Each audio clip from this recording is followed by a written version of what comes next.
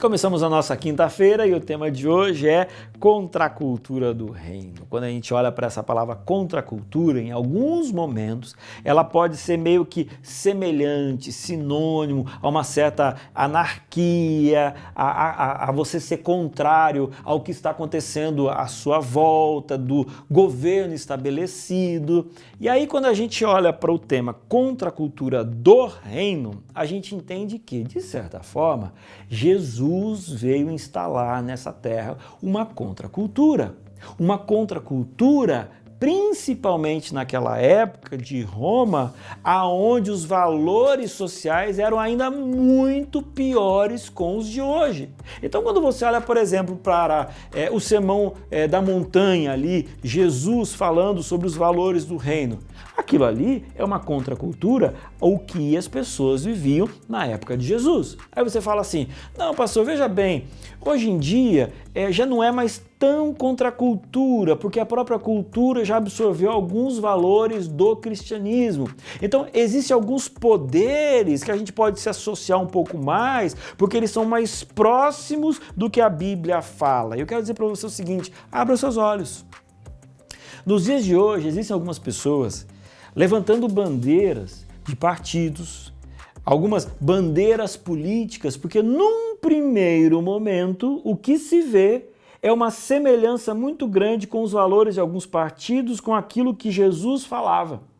Mas eu quero te convidar a perceber que normalmente partidos políticos, formas políticas de pensar, eles não têm um compromisso com o evangelho.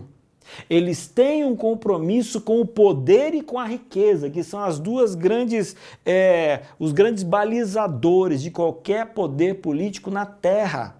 Então, existem alguns partidos, algumas filosofias de pensamento político que dizem o seguinte, não, a gente precisa chegar ao poder. E para chegar ao poder, nós precisamos de votos, a gente precisa de apoio. Então vamos apoiar aquele grupo que é minoritário, que ninguém olha para eles, a gente vai apoiá-los para que eles nos apoiem posteriormente.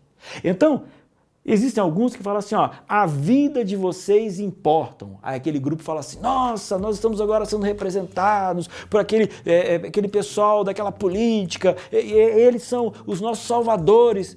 Só que, eventualmente, esse mesmo grupo político vira para conquistar um outro nicho de gente e apoia esse grupo a matar pessoas.